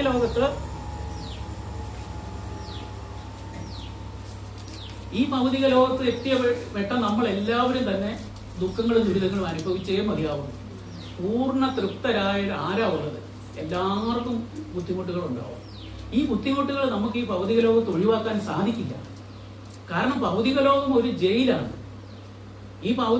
നമ്മുടെ ഭൗതിക വാഞ്ച കൊണ്ട് വീണ്ടും വീണ്ടും ജന്മം എടുക്കേണ്ടത് കൊണ്ട് നമുക്ക് വേണ്ടി ഭഗവാൻ അറേഞ്ച് തന്നിരിക്കുന്ന ഒരു സാമഗ്രിയാണ്. നീ എൻജോയ് ചെയ്യാൻ നിനക്ക് താല്പര്യമാണോ? നീ പോയി എൻജോയ് ചെയ്തോ. ഭഗവാൻ നമുക്ക് എല്ലാ ഫ്രീഡവും തരുന്നുണ്ട്. ഭഗവാൻ എല്ലാ ഫ്രീഡവും അല്ല, കുറച്ച് ഫ്രീഡം നമുക്ക് തരുന്നതിന്റെ ഭാഗമായിട്ടാണ് നമ്മൾ ഈ ഭൗതിക ലോകത്ത് വന്നുപെട്ടിരിക്കുന്നത്. ഇനി ഇതിൽ നിന്ന് ഒരു മോചനം വേണ്ടതിനെ കുറിച്ചാണ് ഈ അധ്യായത്തിൽ നമുക്ക് ഈ ശ്ലോകത്തിൽ പ്രത്യേകിച്ചും പറയുന്നത്. അപ്പൊ നമ്മൾ ഈ ഭൗതിക ലോകത്ത് വന്ന് നമ്മൾ ഇതുപോലെല്ലാം അനുഭവിക്കുന്നു. ചില ആളുകൾക്ക് ഇനിയിപ്പോ നമുക്കൊരു ആധ്യാത്മിക വ്യക്തിത്വം ഉണ്ട്. ഞാൻ പിന്നെ ഇനി വീണ്ടും പുനർജനിക്കുവാണെങ്കിൽ ഞാൻ വീണ്ടും അനുഭവിക്കണ്ടേ, അതുകൊണ്ട് എനിക്കൊരു പുനർജന്മം വേണ്ട, ഇനി അതിനെക്കുറിച്ചുള്ള ഭയമാണ്. പക്ഷേ ഭഗവാന്റെ ഭക്തരായി കഴിഞ്ഞാൽ അവർക്ക് ആ ഭയമില്ല. അവർക്ക് പിന്നെയും ഭയമാണ്. അങ്ങനെ അവര് പറയുന്ന അതുകൊണ്ട് എനിക്ക് ബ്രഹ്മജ്യോതിയിൽ ലയിച്ചാൽ മതി. അവർക്ക് വീണ്ടും തിരിച്ചു ഇങ്ങനെ വരുന്നതിനെ കുറിച്ച് ഭയമാണ്. പക്ഷെ തിരിച്ചു വരാതിരിക്കാനുള്ള ഒരു ഓപ്ഷൻ ഉണ്ട്. നമ്മുടെ അസ്തിത്വം നിലനിർത്തിക്കൊണ്ട് തന്നെ, നമ്മുടെ ജീവാത്മാവായ ഭഗവാന്റെ അംശത്തെ നിലനിർത്തിക്കൊണ്ട് തന്നെ, ഭഗവാൻ ഒരു വ്യക്തി, ആധ്യാത്മിക വ്യക്തി ആയതുകൊണ്ട് തന്നെ നമുക്കും ഒരു ആധ്യാത്മിക ശരീരം കിട്ടും. നമുക്ക് ഭഗവത്ധാമത്തിൽ ചെന്ന് ഭഗവാനെ സേവ ചെയ്തുകൊണ്ട് മോക്ഷപ്രാപ്തി എന്ന് പറയുന്ന അതാണ്. മുക്തി അല്ലെ മോക്ഷപ്രാപ്തിയെ കുറിച്ച് പറയുമ്പോൾ പലർക്കും ഒരു തെറ്റായ ധാരണയുണ്ട്, സ്വർഗത്തിൽ പോകുക അല്ലെങ്കിൽ ബ്രഹ്മജ്യോതിയിൽ ലയിക്കുക മാത്രമാണെന്നൊരു ധാരണയുണ്ട്. അല്ല, ഭഗവാൻ ഇവിടെ നമ്മളോട് പറഞ്ഞു തരുന്നു, നിങ്ങൾ തിരിച്ചു വരൂ. നമ്മൾ ഭഗവാന്റെ അടുത്തുണ്ടായിരുന്നായിരുന്നു. നമ്മളെ ആഗ്രഹം കൊണ്ട്, ഭഗവാനെ പോലെ ആഗ്രഹം കൊണ്ട് നമ്മൾ ഈ ഭൗതിക ലോകത്ത് വന്നു പെട്ടു. ഭഗവാൻ വളരെ ഉത്സുകതയോടുകൂടി ഭഗവാൻ നമ്മളെ നോക്കിയിരിക്കുകയാണ്. എൻ്റെ മക്കള്, ഒരു അമ്മ കുഞ്ഞ് തൻ്റെ അടുത്തോട്ടൊക്കെ വരുന്നത് പോലെ പേരൻസ് കാത്തിരിക്കും. ഇപ്പൊ നമുക്കറിയാലോ, നമ്മുടെ നാട്ടിലൊക്കെ ഒരുപാട് പേരൻസ് മക്കളെ പ്രതീക്ഷിച്ച് വിദേശത്തൊക്കെ ഉള്ളവരെ കാത്തിരിക്കുന്നത് പോലെ, വളരെ ആകാംക്ഷയോടെ കാത്തിരിക്കുന്നത് പോലെ നമ്മൾ ഈ പ്രപഞ്ചത്തിൽ നിന്ന് നമ്മൾ ഭഗവത് ധാമത്തിലോട്ട് തിരിച്ചു ചെല്ലാൻ അദ്ദേഹം വളരെയധികം ആഗ്രഹിക്കുന്നു. അതിനുവേണ്ടി നമുക്ക് മാർഗങ്ങൾ തന്നിരിക്കുന്നു. ഭാഗവതം, ഭഗവത്ഗീത പോലുള്ള ആധ്യാത്മിക ഗ്രന്ഥങ്ങൾ തന്നിരിക്കുന്നത് നമ്മളത് വായിച്ച് ഈ മനുഷ്യജന്മം നമുക്ക് കിട്ടി. മനുഷ്യജന്മം കിട്ടുക എന്നുള്ളത് വളരെ എന്താ പറയുക, അത്ര ഈസി അല്ല. നമുക്ക് 84 ലക്ഷം ജീവി വർഗങ്ങൾ ഉള്ളതിൽ നിന്ന് നമുക്കിപ്പം ഭാഗ്യവശാൽ നമുക്ക് ഒരു മനുഷ്യജന്മം കിട്ടിയിരിക്കുന്നു. ഈ മനുഷ്യജന്മം നമുക്ക് പ്രോപ്പർലി വളരെയധികം വളരെ നിഷ്ഠയോടുകൂടി, വളരെയധികം താല്പര്യത്തോടുകൂടി എന്താണ് ചെയ്യേണ്ട, മനുഷ്യ ജീവിതത്തിൽ നമ്മൾ എന്താണ് ചെയ്യേണ്ടതെന്ന് മനസ്സിലാക്കി പ്രവർത്തിച്ചു കഴിഞ്ഞാൽ നമുക്ക് വീണ്ടും ഒരു ജന്മം എടുക്കണ്ട. പക്ഷേ നമ്മൾക്ക് ഈ സമൂഹത്തിൽ, പ്രത്യേകിച്ച് നമ്മുടെ കേരളത്തിലൊന്നും ഇതൊന്നും പറഞ്ഞു തരാൻ ആരുമില്ല. നമുക്ക് ജീവിതത്തിന്റെ ആത്യന്തിക ലക്ഷ്യം എങ്ങനെയെങ്കിലും പണം ഉണ്ടാക്കുക, സുഖിക്കുക എന്നുള്ള രീതിയിലോട്ട് കൂടുതൽ നമ്മൾ അഡിക്റ്റ് ആയി പോകും. നമുക്കൊന്നും ഒരു ആധ്യാത്മിക ഗുരു പോലും കേരളത്തിലില്ല. പക്ഷെ നോർത്ത് ഇന്ത്യയിലൊക്കെ കുറച്ചുകൂടെ ഉണ്ട്. അവർക്കൊക്കെ ഓരോ കുടുംബക്കാർക്കും ഒക്കെ ഓരോ ഗുരുക്കന്മാരെങ്കിലും, ആധ്യാത്മികമായ ഗുരുക്കന്മാരുണ്ട്. പ്രത്യേകിച്ച് നമ്മുടെ കേരളത്തിൽ ഒരു ഗുരു പോലും നമുക്കില്ല. ആധ്യാത്മിക ഗുരുവിനെ നമ്മൾ സ്വീകരിക്കുന്നില്ല. നമുക്ക് അല്ലാത്തതിനെല്ലാം നമ്മൾ ഒരു മനുഷ്യന്റെ സഹായം തേടുന്നു. ഈവൻ സൈക്കിൾ പഠിക്കാൻ പോലും നമ്മളൊരു മനുഷ്യന്റെ സഹായം തേടുന്നു. നമ്മൾ സ്കൂളിൽ ചെന്ന് കഴിഞ്ഞാൽ നമ്മളെ ഓരോ സബ്ജക്റ്റിനും നമുക്ക് അധ്യാപകരുണ്ട്, നമ്മൾ അവരെ വഴികാട്ടുന്നു. പക്ഷെ നമ്മുടെ ആധ്യാത്മിക ജീവിതത്തിന്, എന്നാൽ ഏറ്റവും വേണ്ടതായ നമ്മുടെ ആധ്യാത്മിക ജീവിതത്തിന് നമ്മൾ ആരാണ് നമുക്ക് സഹായിക്കാനുള്ളത്? നമ്മൾ ആരെയും തിരഞ്ഞെടുക്കുന്നില്ല. നമ്മൾ ആ വഴിയിലോട്ട്, മാർഗത്തിലോട്ട് വരുന്നില്ല എന്നുള്ളതാണ്. പക്ഷെ നമുക്കൊക്കെ ഭാഗ്യവശാൽ ഇത് നിസ്സാരമായിട്ടല്ല നമുക്ക് ഇതുപോലൊരു സത്സംഗം കിട്ടുന്നത്. ഇത് നമ്മുടെ പൂർവ്വജന്മകൃതമാണ്. അതുകൊണ്ടാണ് നമുക്കിങ്ങനെ ഭഗവാന്റെ നാമം. ഇപ്പം നമുക്ക് ഇതിനകത്ത് തപസ്സിനെ കുറിച്ചൊക്കെ പറയുന്നുണ്ട്, അത് നമുക്ക് പറഞ്ഞു തരാം. നമുക്ക് ഇന്ന് ഞായറാഴ്ച നമുക്ക് വേണമെങ്കിൽ പല സ്ഥലങ്ങളിലും പോകാമായിരുന്നു. പക്ഷെ നമ്മൾ പ്രയോറിറ്റി വെച്ചത് ഇന്ന് ഇവിടെ വരാനാണ്. അതൊരു ഭാഗ്യം വേണം. ഭഗവാന്റെ കാര്യത്തെക്കുറിച്ച് നമ്മളെല്ലാവരും കൂടെ കൂടിയിരുന്ന് നമുക്ക് സംസാരിക്കാനായിട്ട് നമുക്ക് ഭാഗ്യം കിട്ടിയത് ഭഗവാന്റെ കൃപ കൊണ്ടും നമ്മുടെ പൂർവ്വജന്മകൃതം കൊണ്ടുമാണ്. അപ്പോ ഇത് പലർക്കും സാധിക്കുന്നില്ല. അപ്പോൾ അടുത്തത് ക്രോധം. ഈ ക്രോധം എങ്ങനെയാണ് ഉണ്ടാകുന്നത്? പല ആളുകളും പല വിധത്തിലുള്ള ചിന്താധാരകളിൽ ചെന്നിട്ട് അവർക്ക് ഇതൊന്നും അവർക്ക് ഉൾക്കൊള്ളാൻ പറ്റാതെ വരും. പലരും ചിലർ അങ്ങോട്ട് പോകുന്നു, ചിലർ ആ ഗ്രൂപ്പിന്റെ കൂട്ടത്തിൽ പോകുന്നു, ചിലർ കൃപാസനത്തിൽ പോകുന്നു. സനാതനധർമ്മത്തിൽ നിന്ന് സനാതനധർമ്മത്തിൽ ജീവിക്കേണ്ട ആളുകൾ അതെന്താണെന്ന് മനസ്സിലാക്കാതെ മറ്റ് ധർമ്മങ്ങളെ തേടി പോകുന്നു. എല്ലാ ധർമ്മങ്ങളും ഉത്ഭവിച്ച സനാതനധർമ്മം. ഈ സനാതനധർമ്മത്തിന്റെ മൂല്യം എന്താണെന്ന് അറിയാതെ, അതിനെക്കുറിച്ച് പഠിക്കാതെ, സനാതനധർമ്മത്തെ നശിപ്പിക്കണം എന്ന് പറയുന്ന, എങ്ങനെ നശിപ്പിക്കണം എന്ന് പറഞ്ഞ നേതാക്കന്മാർ പോലും ഇപ്പം തമിഴ്നാട്ടിലെ ഒരു നേതാവ്, ഇപ്പൊ പ്രതിപക്ഷ നേതാവ്, കഴിഞ്ഞ പ്രാവശ്യം ഇരുന്ന മുഖ്യമന്ത്രിയുടെ മകൻ പോലും സനാതനധർമ്മത്തെ ഇന്ത്യയിൽ നിന്ന് ഉന്മൂലനം ചെയ്യണം എന്ന് പറയുന്നു. ഇത് സാധ്യമാകുമെന്ന് അവന് സനാതനധർമ്മം എന്താണെന്ന് പഠിച്ച ആള് പറയില്ലായിരുന്നു. അതേസമയത്ത് ഇപ്പൊ ചിരഞ്ജീവി അതിനെക്കുറിച്ച് മറുപടി പറഞ്ഞു, സനാതനധർമ്മം ഒരാൾ ഉണ്ടാക്കിയതല്ല, ഭഗവാൻ ഉണ്ടാക്കിയതാണ്. അതുകൊണ്ട് തന്നെ അത് ആർക്കും അത് നശിപ്പിക്കാൻ സാധിക്കില്ല. അത് മനസ്സിലാക്കണമെങ്കിൽ അത് സനാതനധർമ്മം എന്താണെന്ന് പഠിക്കണം. സനാതനധർമ്മത്തെ ആർക്കും നമ്മൾ സംരക്ഷിക്കേണ്ട ആവശ്യമില്ല. അത് ഒരിക്കലും നശിക്കില്ല. എല്ലാ ധർമ്മങ്ങളും ഭഗവാൻ വന്നിരിക്കുന്നത് സനാതനധർമ്മത്തിൽ നിന്നാണ്. വിദ്യാവിനയ സമ്പന്നേ ബ്രാഹ്മണേ ഗവി ഹസ്തിനി സുനീ ജൈവ സ്വഭാഗേജ പണ്ഡിത സമദർശന എന്നുള്ള ശ്ലോകം പോലെ ആ ശ്ലോകത്തിൽ നിന്ന് മനസ്സിലാക്കുന്നത് പോലെ ഒരു ആശയ സംഹിത ഇവിടെ ഏതെങ്കിലും ഒരു ഞാൻ മറ്റ് പറയില്ല, ഇത്രയ്ക്കും വിശാലമായ അർത്ഥത്തിൽ ഭഗവാൻ പറഞ്ഞു തന്നിരിക്കുന്ന സർവ്വചരാചരങ്ങളെയും സർവ്വജീവികളുടെയും ആത്മാവ് കുടികൊള്ളുന്നതും ഇത് ഭഗവാന്റെ അംശമാണെന്നും എല്ലാവരെയും നമ്മൾ തുല്യതയോടെ കാണുന്നു പറഞ്ഞു കഴിഞ്ഞാൽ തീർന്നില്ലേ? അതല്ലേ സനാതന ധർമ്മം? അതിനപ്പുറമായിട്ട് എന്താ ഉള്ളത്? നമുക്ക് എവിടെയാണ് മറ്റൊരു മനുഷ്യനെ വെറുക്കാൻ പറ്റുക? സനാതനത്തിൽ മറ്റൊരു മനുഷ്യനെ വെറുക്കാൻ പറ്റില്ല. അതിനകത്ത് പറയുന്നത് പട്ടിമാംസം കഴിക്കുന്ന ചണ്ടാളനെ പോലും നമ്മൾ തുല്യതയോടുകൂടി കാണണമെന്ന് പറയുന്നത് നമുക്ക് എങ്ങനെ മറ്റു മതസ്ഥരെ വെറുക്കാൻ പറ്റും? മറ്റു മനുഷ്യരെ വെറുക്കാൻ പറ്റും? ഈവൻ ജീവിവർഗങ്ങളെ ആരെങ്കിലും വെറുക്കാൻ പറ്റുമോ? അതിലും ശ്രേഷ്ഠമായ ഒരു ചിന്താധാര, ഒരു അറിവ് എവിടെയാണുള്ളത്? ഇത് മനസ്സിലാക്കാതെ ഇത് നമ്മുടെ കുട്ടികളെ എവിടെയാണ് കേട്ടിട്ടുണ്ടോ? ഇപ്പോ നമ്മുടെ കുട്ടികൾ ആരും കേട്ടിട്ടില്ല. നമ്മുടെ കുട്ടികൾ കേൾക്കാനായിട്ട് മാതാപിതാക്കളല്ലേ കുട്ടികളെ പറഞ്ഞു കൊടുക്കേണ്ടത്. കുഞ്ഞുനാൾ മുതലേ നമ്മുടെ കുട്ടികളെ ഇതിലോട്ടൊക്കെ നമ്മുടെ ഈ ഭാഗവതത്തിന്റെ ഒരു ശ്ലോകമെങ്കിലും അല്ലെങ്കിൽ ഏതെങ്കിലും പറഞ്ഞു കൊടുത്താലേ ഉള്ളൂ അവർക്ക്. ഇപ്പോഴത്തെ പ്രത്യേകിച്ചും പുതുതലമുറയ്ക്ക് ഒന്നും അറിയില്ല. ന്യൂജൻ മാതാപിതാക്കൾക്ക് അറിയില്ലല്ലോ. അതുകൊണ്ട് കുട്ടികൾ സ്വാഭാവികമായിട്ടും എന്താ ഇപ്പം ഇതിനകത്ത് ക്രോധത്തിന്റെ കാര്യം പറഞ്ഞു. അവർ പല വിധത്തിലുള്ള ജീവിതമായിട്ടുള്ള മൂല്യങ്ങൾ തേടിപ്പോവുകയും അവരിൽ നിരാശരായിട്ട് അവര് അവർക്ക് മൂല്യച്യുതി സംഭവിച്ച് അവർക്ക് എല്ലാത്തിൽ നിന്നും വിരക്തി തോന്നി അവര് എന്തിലോട്ട് പോകുന്നു? ഇതിനകത്ത് പറഞ്ഞ് ഇൻടോക്സിക്കേഷൻ. ആ ക്രോധം വന്നു കഴിയുമ്പോൾ തന്നെ അവർക്ക് ഇതിലെല്ലാം ജീവിതത്തിൽ വിരക്തി വന്നിട്ട് അവര് ചെയ്യുന്നത് കഞ്ചാവും മയക്കുമരുന്നിനൊക്കെ അടിമകളായി പോകും. നമ്മളുടെ ആധ്യാത്മിക ജീവിതത്തിൽ ഇപ്പം ചിലരൊക്കെ ശാന്തി തേടി ഹിമാലയത്തിലൊക്കെ പോവുകയും പോയിട്ട് അവിടെ ചെന്ന് കഴിഞ്ഞാൽ അവരിങ്ങനെ അലഞ്ഞിരിഞ്ഞ് നടക്കും, എവിടെയാണ് എനിക്ക് ശാന്തി കിട്ടുന്നതെന്നൊക്കെ. ശാന്തി നമ്മുടെ ഉള്ളിൽ തന്നെ ഉള്ളത്. അതിനെ കണ്ടെത്താതെ നമ്മളെ അലഞ്ഞു തിരിഞ്ഞ് എവിടെയെങ്കിലും പോയിട്ട് കാര്യമുണ്ടോ? അവിടെ പോയിട്ട് വഴി തെറ്റി ഏതെങ്കിലുമൊക്കെ പോയി ചെന്ന് ചരസോ കഞ്ചാവോ ഒക്കെ വലിച്ചിട്ട് അവർക്ക് ഏതെങ്കിലുമൊക്കെ ദിവ്യബോധ ഉണ്ടാകണം എന്നൊക്കെ രീതി പറഞ്ഞ് അതാണ് യഥാർത്ഥ ആത്മീയത എന്നും പറഞ്ഞ് അവർ നടക്കും, വഴിതെറ്റി പോകുന്നു. അതിനെക്കുറിച്ചാണ് വീതരാഗ ഭയക്രോധ എന്ന് ഈ ഭഗവാൻ ഈ ശ്ലോകത്തിൽ പറയുകയും ശ്രീല പ്രഭുവാദർ നമുക്ക് പറഞ്ഞു മനസ്സിലാക്കി തന്നിരിക്കുന്നു. അതാണ് നമ്മൾ ഇതിൽ നിന്നൊക്കെ പുറം കടക്കണം. പുറം കടന്നു കഴിയുമ്പോഴത്തേനും അപ്പം ഇതിനകത്ത് പറയുന്ന മന്മയ മാം ഉപാശ്രിത. മന്മയ മനസ്സിൽ എന്നാ ചെയ്യേണ്ടത്? ഭഗവാനെ ധ്യാനിക്കണം, അല്ലെ ഭഗവാനെ കുറിച്ച് ചിന്തിക്കണം, മനസ്സിൽ ഭഗവാനായിരിക്കണം. മാം ഉപാശ്രിത എന്ന് പറയുന്നത് ഭഗവാനെ ആശ്രയിക്കണം. നമ്മൾ ഭഗവാനെ ആശ്രയിച്ചു കഴിയുമ്പോൾ അടുത്തത് പറയുന്നത് എന്താ പറയുന്നത്? ബഹവോ ജ്ഞാന തപസ്സ. ജ്ഞാനം നമുക്ക് കിട്ടും. ഭഗവാനെ നമ്മൾ ആശ്രയിച്ചു കഴിയുമ്പോൾ നമുക്ക് ഭഗവാൻ നമ്മുടെ ആ ഡെഡിക്കേഷൻ അനുസരിച്ച്, നമ്മുടെ ആ താല്പര്യത്തിനനുസരിച്ച് നമുക്ക് ഭഗവാൻ എന്ത് തരും? അറിവ് തരും.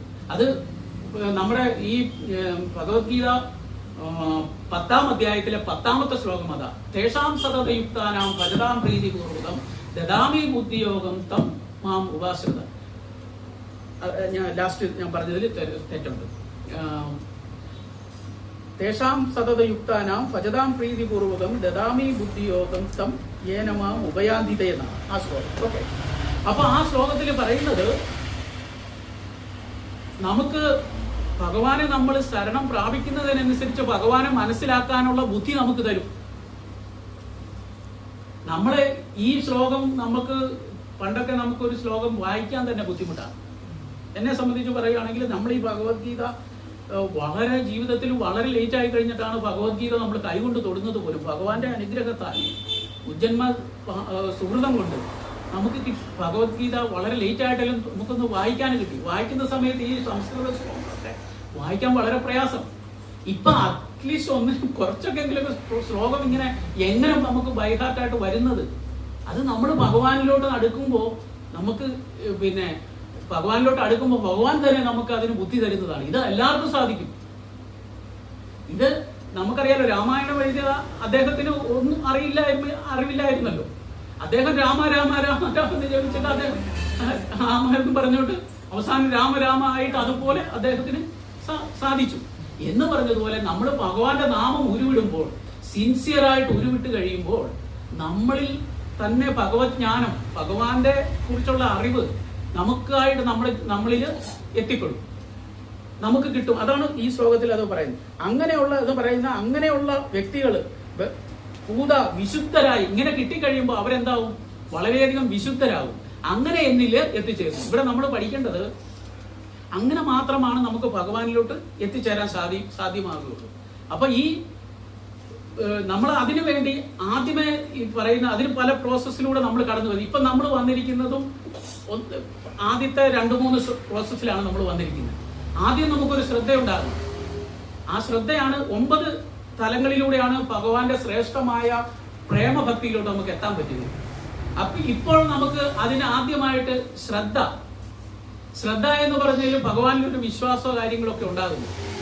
നമ്മളിൽ അങ്കുരിച്ചിരിക്കുന്ന ഈ കൃഷ്ണപ്രേമം എല്ലാവരിലും ഉള്ളതാണ്. അതൊരു സ്ലീപ്പിംഗ് അവസ്ഥയിലാണ്. പലരും ചിലർക്ക് പിന്നെ കുറെ കഴിഞ്ഞ് അടുത്ത ജന്മത്തിലായി, ചിലർക്ക് ഈ ജന്മത്തിൽ കിട്ടും, ചിലർക്ക് ഭഗവാൻ ഉണ്ടെന്ന് തന്നെ തോന്നിയില്ല. നമ്മൾ നേരത്തെ പറഞ്ഞതുപോലെ ഭഗവാൻ ഉണ്ടെന്ന് തന്നെ ചിലർക്ക് തോന്നിയില്ല. പക്ഷെ ചിലരിൽ അത് അങ്കുരിക്കും. നമ്മളുടെ പാപങ്ങളെല്ലാം തീർന്നു കഴിയുമ്പോഴാണ് ഒരാൾ കൃഷ്ണഭക്തനായിട്ട് മാറും. കൃഷ്ണഭക്തനാകാനായിട്ട് നമുക്കൊരു ശ്രദ്ധ, ഭഗവാന്റെ ഒരു വിശ്വാസം ഉണ്ടാകും. ആ വിശ്വാസം കഴിയുമ്പോഴത്തേനും നമ്മൾ അടുത്തത് നമ്മൾ വരുന്നത് സാധു സംഘത്തിലാണ്. രണ്ടാമത്തെ ഒരു അവസ്ഥ. ഇപ്പൊ നമ്മൾ ഒരു സാധു സംഘം എന്ന് പറയുന്നതിൽ ഒന്നെങ്കിൽ നമ്മളൊരു ആധ്യാത്മിക ഗുരുവിനെ കാണുക, ഇല്ലെങ്കിൽ ഡിവോട്ടീസിനെ കാണുക. ഡിവോട്ടീസിനെ കാണുമ്പോഴത്തേനും സ്വാഭാവികമായിട്ടും നമുക്ക് ഒരു ഭഗവാനെ കുറിച്ച് ഒരു ശ്രദ്ധയുള്ള ആളുകളെ കാണുമ്പോൾ അവര് ഒരു ഭഗവാന്റെ ഡിവോട്ടിയോ അല്ലെങ്കിൽ അവരെ കണ്ടെത്തും. അവരെ കാണുമ്പോൾ പറയും, നമ്മൾ പറയും ഇന്നടത്തൊരു പിന്നെ പ്രോഗ്രാം ഉണ്ട്, നിങ്ങൾ വരണം എന്നൊക്കെ പറയും. അപ്പോൾ നമ്മളിൽ ഉണ്ടായിരിക്കുന്ന ആ ഭഗവത് പ്രേമം ഉള്ള മനുഷ്യർക്ക് അത് വരണം തോന്നും. ഇല്ലാത്തവർക്ക് തോന്നിയ സ്വാഭാവികമായിട്ട് അവർ പറയും വേറെ പണിയില്ല, ഇതൊക്കെ ഭക്തി മൂത്ത് എന്തോ ആയി നടക്കുക എന്ന് പറയും. യഥാർത്ഥത്തിൽ നമ്മുടെ ജീവിത ലക്ഷ്യം ഭഗവത് പ്രേമമാണ്. ആ ഭഗവത് പ്രേമത്തിലോട്ട് വരണമെങ്കിൽ ആദ്യം നമുക്ക് ശ്രദ്ധ ഉണ്ടാകുകയും അത് കഴിഞ്ഞ് നമ്മൾ സാധുസംഘത്തിലോട്ട് വന്നു കഴിയുമ്പോൾ പിന്നെ ഇവിടെ വന്നിപ്പം നമ്മൾ ചെയ്യുന്നതാണ് ഭജനക്രിയ. നമ്മളിവിടെ വന്ന് ഭഗവാന്റെ ഭഗവാനെ കുറിച്ച് സംസാരിക്കുന്നു. അങ്ങനെയെല്ലാം നമ്മൾ നമ്മൾ സംസാരിച്ചു കഴിയുമ്പോൾ നമ്മൾ സ്വാഭാവികമായിട്ടും നമ്മൾ ഒരു ഭക്തിയുടെ മൂഡിലോട്ട് വരുന്നു. ഇവിടെ വന്നു കഴിയുമ്പോഴത്തേനും നമുക്ക് പ്രത്യേകിച്ചും നമ്മുടെ ഭൗതികമായ ചിന്തകളെല്ലാം അങ്ങോട്ട് മാറി നിൽക്കുന്നു. നമ്മളിവിടെ ഒരു ആധ്യാത്മിക അന്തരീക്ഷത്തിൽ ഭക്തി അന്തരീക്ഷത്തിലാകും. ആ ഭക്തി അന്തരീക്ഷത്തിൽ വരുമ്പോൾ നമ്മളിൽ ഒരു സന്തുഷ്ടി ഉണ്ടാകും. ഈ സന്തുഷ്ടിയുടെ ഒരു ടോപ്പ് ലെവലിലോട്ട് നമ്മൾ പതുക്കെ ഉയർന്നു വരും. അത് കഴിയുമ്പോൾ നമ്മൾ നാലാമത്തെ ഒരു ഇത് പറയുന്നത് അനർത്ഥ നിവൃത്തിയാണ്. നമ്മൾ ഭഗവാനെ കുറിച്ച് ജപിക്കുക. നമ്മൾ ഇതിനകത്ത് പറയുന്നുണ്ട് ഭഗവാന്റെ ജപം, എല്ലാവരും കൂടെ കൂടിയിരുന്ന സത്സംഗം. 10ാമത്തെ അധ്യായത്തിലെ 9ാമത്തെ ശ്ലോകം അതിനെക്കുറിച്ചാണ്. മച്ചിത്ത മക്കത പ്രാണ ബോധയന്ത പരസ്പരം കഥയന്ത ചമാനിത്യം എന്നുള്ള ആ ശ്ലോകത്തിൽ പറയുന്നതാണ്, ഭക്തന്മാരെല്ലാവരും കൂടെ കൂടി നമ്മൾ സംസാരിച്ച് ഇങ്ങനെ ഭഗവാന്റെ നാമങ്ങൾ പരസ്പരം സംസാരിച്ചും പുകഴ്ത്തിയും ചെയ്യുമ്പോൾ നമ്മളിൽ സ്വാഭാവികമായിട്ടും ജ്ഞാനദീപേന ഭാസ്വത എന്നുള്ളത് അർത്ഥത്തിൽ നമ്മളിൽ ജ്ഞാനവും ഉണ്ടാവും, നമ്മളിൽ എന്താ പറയുന്നത് സന്തുഷ്ടിയും ക്രമേണ വർദ്ധിച്ചു വരും. അതിന് ഏറ്റവും ഉദാഹരണമാണ് നമ്മുടെ ജപമാണ്. അതിനാണ് നമ്മുടെ ഹരേകൃഷ്ണ പ്രസ്ഥാനം തന്നെ ജപത്തിന് കൂടുതൽ പ്രാധാന്യം കൊടുക്കുക. ജപം പറയുന്നത് ഈ ജപത്തിലൂടെ മാത്രമേ ഉള്ളൂ നമ്മളുടെ കൽമഷം പതുക്കെ നമുക്ക് ഒഴിവാക്കി എടുക്കാൻ പറ്റുകയുള്ളൂ. പ്രത്യേകിച്ചും കലിയുഗത്തിൽ ഹരിനാമ ജപത്തിലൂടെയാണ് നമ്മളുടെ പാപങ്ങളെല്ലാം നീക്കുകയും നമുക്ക് ഭഗവാനിലോട്ട് അടുക്കാനായിട്ട് സാധിക്കും. ഇതിന് പ്രത്യേകിച്ചും ഈ ഹരിനാമ ജപത്തിന് നമുക്ക് നിഷ്ഠകളോ അല്ലെങ്കിൽ പ്രത്യേകമായ ഇത് വെക്കണം എന്നുള്ള നിയമങ്ങളൊന്നും ഇല്ലാതെ നമുക്ക് ജപിക്കാൻ പറ്റുന്നതാണ് ഹരിനാമ ജപം. അതുകൊണ്ട് നമുക്ക് എപ്പോ വേണേലും ഒക്കെ ഇരുന്ന് നമുക്ക് ജപിക്കാം. മനസ്സിൽ നമ്മൾ പാചകം ചെയ്യുമ്പോഴും ഒക്കെ നമുക്ക് എന്തൊക്കെ ചെയ്യുമ്പോഴും നമുക്ക് ഭഗവാന്റെ നാമം ജപിച്ചുകൊണ്ട് നമുക്ക് ചെയ്യാം. അപ്പോ അങ്ങനെ ജപിച്ചു വന്നു കഴിയുമ്പോഴത്തേനും നമുക്ക് പിന്നെ ഉണ്ടാകുന്ന ഒരു അവസ്ഥയാണ്, 4ാമത്തെ അവസ്ഥയാണ് അനർത്ഥ നിവൃത്തി. അനർത്ഥ നിവൃത്തി എന്ന് പറഞ്ഞൊരു അവസ്ഥയിലോട്ട് നമ്മൾ വരും. ആ അവസ്ഥയിൽ നമ്മൾ ജപം ഇങ്ങനെ തുടർന്ന് നമ്മളിങ്ങനെയുള്ള സത്സംഗങ്ങളെല്ലാം കൂടി നമ്മൾ വന്നു കഴിയുമ്പോൾ നമ്മളിൽ ആ താല്പര്യം കൂടി വരുമ്പോൾ നമ്മളിൽ സ്വാഭാവികമായിട്ടും അനർത്ഥ നിവൃത്തി എന്ന് പറഞ്ഞൊരു അവസ്ഥയിൽ നമ്മൾ വരും. അത് നമ്മളിൽ അറിയാതെ, നമ്മൾ പോലും അറിയാതെ നമ്മൾ ചില വേണ്ടാത്ത ശീലങ്ങൾ നമ്മൾ ഒഴിവാക്കും. പതുക്കെ നമ്മളുടെ ആ താല്പര്യം മെറ്റീരിയൽ ആയിട്ടുള്ള ഭൗതികമായിട്ടുള്ള താല്പര്യങ്ങൾ ഇല്ലാതാവും. ചില ആളുകളൊക്കെ ദുശീലങ്ങൾ ഒഴിവായി തന്നെ പൊക്കോളും, ആരും നിർബന്ധിക്കണ്ട. ചായ കുടിക്കുന്നവർ പോലും ചായ പോലും ഒഴിവാക്കുന്ന ആളുകളുണ്ട്. മദ്യപാന്റെ കാര്യം പിന്നെ പറയണ്ടല്ലോ. ഭഗവത് നാമം ജപിച്ച് ഇപ്പം ഭഗവാൻ ഈ നമ്മുടെ ശ്രീല പ്രഭുപാദര് ഇസ്കോൺ അന്താരാഷ്ട്ര കൃഷ്ണാവബോധ സമിതി എന്ന പ്രസ്ഥാനം തുടങ്ങി അദ്ദേഹം ഇവിടെയൊന്നുമല്ല, അന്ന് അമേരിക്ക പോയാ തുടങ്ങിയത്.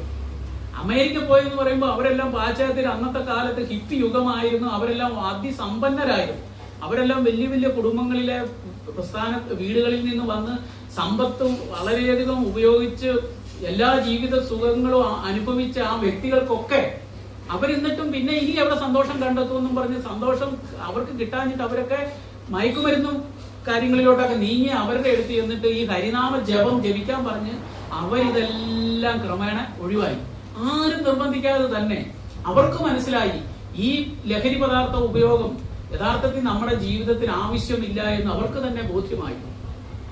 അങ്ങനെയുള്ള അവസ്ഥയിൽ ഈ അനർത്ഥ നിവൃത്തി എന്ന് പറയുന്നത് അതാണ്. നമ്മുടെ ഇൻടോക്സിക്കേഷൻ, അതുപോലെ ഈ ലഹരി പദാർത്ഥങ്ങൾ ഒഴിവാക്കുക, നമ്മൾ മത്സ്യമാംസാദികൾ കഴിക്കാതിരിക്കുക, അതുപോലെ തന്നെ നമ്മൾ ചിലരൊക്കെ ചൂതുകളി, ചീട്ടുകളി, അതും ഇതെല്ലാം ഒഴിവാക്കുക. പിന്നെ അവിഹിതമായിട്ടുള്ള മറ്റു ബന്ധങ്ങൾ, സ്ത്രീ പരപുരുഷ സ്ത്രീ ബന്ധങ്ങളൊക്കെ ഒഴിവാക്കുക. ഇത് 4 പാപത്തിന്റെ നെടുന്തൂണുകളാണ്. ഈ പാപത്തിന്റെ ഈ 4 നെടുന്തൂണുകൾ ഒഴിവാക്കി തന്നെ മനുഷ്യർ 95% രക്ഷപ്പെട്ടു. നമ്മൾ മദ്യം കഴിക്കാതിരിക്കുക, നോൺ വെജ് കഴിക്കാതിരിക്കുക, ചൂതാട്ടം ചെയ്യാതിരിക്കുക, അന്യ പുരുഷ സ്ത്രീ ബന്ധങ്ങളിൽ ഒഴിവാതിരിക്കാൻ തന്നെ നമ്മൾ രക്ഷപ്പെട്ടു. കൂടുതലും 90%. നമ്മൾ പക്കരായി കഴിയുമ്പോൾ ഈ അനർത്ഥത്തെ കുറിച്ച് നമ്മളിൽ നിന്ന് ഒഴിവാക്കുക ചെയ്യുന്നത്. ഭഗവത് നാമം ജപിച്ച് ഇപ്പം നമ്മുടെ കാര്യം തന്നെ പറയാലോ. എൻ്റെ ജീവിതത്തിൽ ഞാൻ നോൺ വെജ് ഒക്കെ കഴിക്കുമായിരുന്നു കേട്ടോ. ഒരു 15 വർഷമായിട്ടാണ് നമ്മൾ ഈ പ്രസ്ഥാനത്തിൽ വന്ന് ആരും എന്നോട് പറഞ്ഞില്ല നീ നോൺ വെജ് കഴിക്കരുതെന്ന് പറഞ്ഞില്ല. പക്ഷേ നമ്മൾ ഈ ഭഗവാന്റെ നാമം ഈ ജപിക്കാൻ തുടങ്ങി കഴിഞ്ഞപ്പോൾ, നമ്മൾ ജപിച്ച് സിൻസിയറായി നമ്മൾ ജപിച്ചു കഴിഞ്ഞാൽ നമുക്ക് പിന്നെ ആവശ്യമില്ലാത്ത കാര്യങ്ങളിൽ നമുക്ക് ഇതുപോലുള്ളതൊക്കെ നമുക്ക് തന്നെ തോന്നുക ഇനി മുതൽ ഇത് വേണ്ട. എൻ്റെ ഉള്ളിൽ നിന്ന് തോന്നിച്ചതായിരിക്കും എനിക്ക് ഇനി നോൺ വെജ് വേണ്ട. 15 വർഷമായിട്ട് നമ്മൾ നോൺ വെജ് കഴിക്കാറില്ല. എന്നെ ആരും പറഞ്ഞിട്ടില്ല. എനിക്ക് തോന്നി ഒരു സുപ്രഭാതത്തിൽ നാളെ മുതൽ ഒരു 31-ാം തീയതി തോന്നി, നാളെ ഏപ്രിൽ 1 അല്ല മാർച്ച് 31-ന് തോന്നി, ഏപ്രിൽ 1 നാളെ മുതൽ വേണ്ട. അങ്ങനെ ഒരു സുപ്രഭാതത്തിൽ ജയിച്ചുകൊണ്ടിരുന്നപ്പോൾ എന്നിട്ട് കഴിഞ്ഞപ്പോൾ ചായ കാപ്പി ചിലർക്കൊക്കെ ഭയങ്കര ബുദ്ധിമുട്ടാണ് വിടാനായിട്ട്. ചായ കാപ്പി 4 മണിക്കൊരു ചായ കുടിച്ചില്ലെങ്കിൽ വായിക്കോട്ട വരും. എന്തുകൊണ്ടാണ് ഈ വായിക്കോട്ട വരുന്നത്? അതൊരു അഡിക്ഷനാണ്. നമ്മൾ ശരിക്കും പറഞ്ഞാൽ ഈ ചായ കാപ്പി ഇത് നമ്മുടെ ഭാരതത്തിൽ അത് ഇല്ലായിരുന്നു. അവരുടെ പണ്ടൊക്കെ നമ്മുടെ ഭാരതത്തിൽ ഈ സംഭാരവും അതും ഇതൊക്കെ ആളുകൾ കഴിച്ചുകൊണ്ടിരുന്നത്. ഇത് ഇംഗ്ലീഷുകാർ കൊണ്ടുവന്ന് നമുക്ക് തന്നതാണ് ഈ ഇതൊക്കെ. ഇന്ന് നമ്മൾ രാവിലെ എഴുന്നേറ്റ് ആദ്യമേ തന്നെ ചായ കാപ്പി ഇതൊക്കെ കുടിക്കുക. അത് എത്ര ഞാനൊക്കെ ഒരുപാട് ചായ കുടിക്കുന്ന ആളായിരുന്നു. പക്ഷെ ഒരു സുപ്രഭാതം ഈ ജപം തുടങ്ങിക്കഴിഞ്ഞപ്പോൾ എനിക്ക് തന്നെ തോന്നി ഇതൊക്കെ എന്തിനു വേണ്ട. ചായ കാപ്പി ഒരു അഡിക്ഷൻ ആണല്ലോ. അത് നമുക്കത് ഇല്ലാതെ നമുക്കൊന്നും പറ്റാതെ വരുന്നു.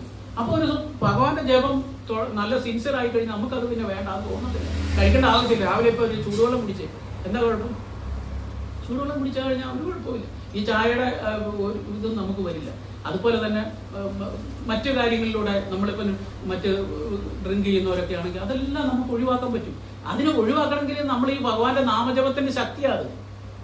അപ്പൊ ഈ ലോകം മുഴുവൻ ഈ പ്രസ്ഥാനം ഇന്ന് എല്ലാ രാജ്യങ്ങളിലും, മിക്ക രാജ്യങ്ങളിലും, ദക്ഷിണ കൊറിയ വടക്കേ ഉത്തര കൊറിയ ഇല്ലെന്ന് ഇനി അവിടെയും സീക്രട്ട് ആയിട്ട് ആരെങ്കിലും ജപിക്കുന്നുണ്ടോ എന്ന് നമുക്കറിയില്ല, ആരെങ്കിലും ചെയ്യുന്നുണ്ടോ എന്ന് അറിയില്ല. നമ്മുടെ അറിവിൽ ഉത്തര കൊറിയ മാത്രമേ ഉള്ളൂ ഈ പ്രസ്ഥാനം ഇല്ലാതുള്ളൂ. ബാക്കിയുള്ളിടത്തെല്ലാം തന്നെ മിക്കയിടത്തും ഈ പ്രസ്ഥാനമുണ്ട്. ഇതെന്തുകൊണ്ടാണ് ഈ പ്രസ്ഥാനം ഇതുപോലെ പടർന്ന് പന്തലിച്ച്? എന്തുകൊണ്ടാണ്? ഈ ജപത്തിന്റെ ശക്തി കൊണ്ടാണ്. ജപത്തിന്റെ ശക്തിയും നമ്മൾ കഴിക്കുന്ന ഭഗവത് പ്രസാദം നിസ്സാരമല്ലത്. ഭഗവത് പ്രസാദം നമ്മൾ കഴിക്കുമ്പോൾ ഒരു സിമ്പിൾ നമുക്ക് തോന്നുന്ന ഒരു സാമ്പാറോ അത് ഇതൊക്കെയാണ്. ഞാൻ ആദ്യം പോയി കഴിക്കുമ്പോൾ ഒരു മാതാജിയുടെ വീട്ടിൽ ഒരു സത്സംഗത്തിന് പോയി കഴിക്കുമ്പോൾ ഒരു സാമ്പാർ, ഒരു ചോറും ഒരു തോരനുമായിരുന്നു. പക്ഷേ എൻ്റെ ജീവിതത്തിൽ ആദ്യമായിട്ട് ഞാൻ ഒരു അത്രയ്ക്കും ടേസ്റ്റായിട്ട് സിമ്പിൾ ഒരു സാമ്പാർ ഒരു ചോറുമാണ് കഴിച്ചപ്പോൾ നമുക്കത് ഫീൽ ചെയ്യും. ഇതിനെന്താ ഒരു ടേസ്റ്റ്? ഞാൻ ചോദിച്ചു, മാതാജി ഇത് സാധാരണ ഒരു ആഹാരം പോലെ അല്ലല്ലോ, ഇത് നല്ല രുചിയാണല്ലോ. അപ്പം മാതാജി പറഞ്ഞു, ഇതിന് രുചി വരും. കാരണം ഞങ്ങൾ ഇതുണ്ടാക്കിയിട്ട് ഭഗവാന്റെ നാമത്തിൽ ഭഗവാനെ ധ്യാനിച്ചുകൊണ്ട് ഉണ്ടാക്കി ഭഗവാന് നേദിച്ചിട്ടാണ് ഇത് തരുന്നത്. ഇത് ഭഗവാന്റെ ഉച്ചിഷ്ടം. അപ്പൊ സ്വാഭാവികമായിട്ടും അതിന് ടേസ്റ്റ് കൂടും. അതുകൊണ്ട് തന്നെ നമ്മൾ ചില അമ്പലങ്ങളിലൊക്കെ പോയി നമ്മൾ പ്രസാദം കഴിക്കുമ്പോൾ എന്ത് രുചിയാണ് നമുക്ക് തോന്നാറില്ലേ? ഇതൊരു സാധാരണ വീട്ടിലുണ്ടാകുന്നേക്കാളും നല്ല രുചിയാണല്ലോ എന്ന്. കാരണം ഇതാണ്, ഭഗവാനെ നേദിച്ചിട്ടാണ് നമുക്ക് തരുന്നത്. അപ്പം ഇത് കഴിക്കും തോറും നമ്മൾ ഈ ഭഗവാനെ നേദിച്ച പ്രസാദം, ഭഗവത് പ്രസാദം കഴിക്കുമ്പോഴും നമ്മൾ കഴിക്കുന്ന ആഹാരം നമ്മളെ ശുദ്ധീകരിക്കും. നമ്മുടെ ആഹാരമാണ് നമ്മളുടെ ചിന്തകളെ പോലും മാറ്റിമറിക്കുന്നത്.